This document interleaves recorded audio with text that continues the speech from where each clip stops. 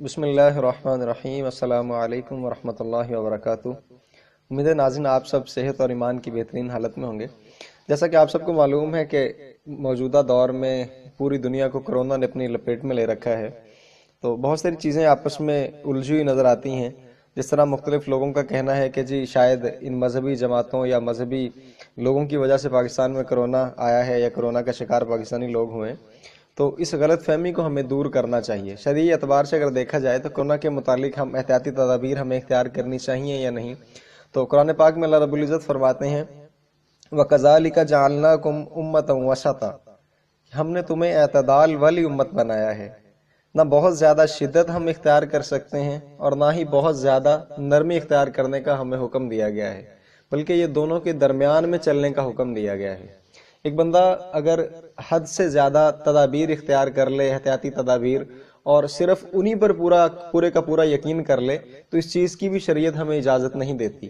اور دوسری طرف اتنی زیادہ نرمی اختیار کر لے کہ پورے کا پورا توکل ہی اللہ پہ چلا جائے اور نرمی کو اتنا غلط استعمال کر لے کہ گناہوں میں ڈوبتا چلا جائے کہ جی اللہ معاف کرنے والا ہے، تو اس کی بھی شریعت ہمیں اجازت نہیں دیتی۔ بلکہ ایک دو واقعات میں آپ کے ساتھ شیئر کرنا چاہوں گا جن سے ہمیں کم از کم یہ کنسیپٹ ہمارا کلیئر ہوگا کہ اسلام میں کس حد تک احتیاط برتنے کی ضرورت ہے۔ آخری حج کے موقع پر حضرت سعد بن ابی وقاص رضی اللہ تعالیٰ عنہ بیمار ہوئے، اور حدیث کے الفاظ دیکھ کے یہ پتہ چلتا ہے کہ یہ پہلے صحابی ہیں جن کو ہارٹ اٹیک ہوا، کیونکہ اللہ کے نبی صلی اللہ علیہ وآلہ وسلم نے ان کی سینہ پر ہاتھ رکھا اور فرمایا کہ تمہارا تو دل پکڑا گیا ہے۔ اب پہلی چیز تھی کہ ان کو دیکھتے ہوئے، اب ان کو دل کا مرض تھا یا بیمار ہوئے تھے، تو اللہ کے نبی صلی اللہ علیہ وآلہ وسلم سے بڑا اللہ پر توکل کرنے والا کون ہوگا؟ آپ صلی اللہ علیہ وسلم نے کیا فرمایا کہ اس کو حارث بن کلدہ کے پاس لے جاؤ۔ حارث بن کلدہ تب تک مسلمان نہیں ہوئے تھے، لیکن یہ ایک بہت بڑے طبیب تھے، تو اللہ کے نبی صلی اللہ علیہ وآلہ وسلم نے اپنے طور پر بھی ان کا علاج فرمایا،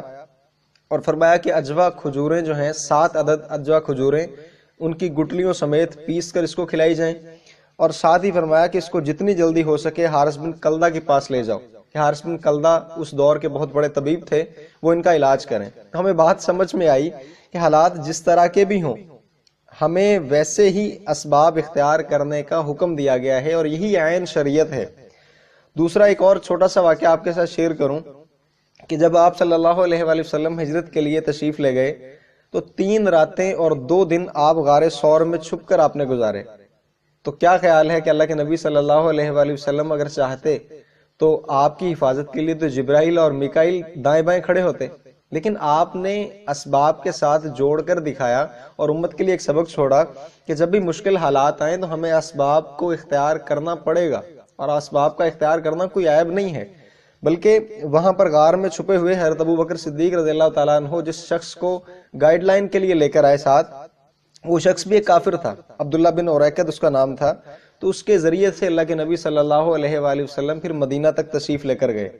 تو ہمیں اس بات کو سمجھ لینا چاہیے کہ شرعی اعتبار سے حالات کے مطابق ویسے اسباب اختیار کرنا عین شریعت ہے،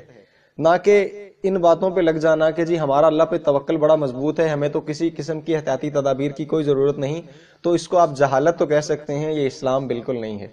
تو دعا ہے کہ اللہ رب العزت ہمیں صحیح طرح سے دین کو سمجھنے اور دین پر عمل پیرا ہونے کی توفیق عطا فرمائے، اور اللہ رب العزت ہمیں ہر قسم کی وبائی امراض سے روحانی اور جسمانی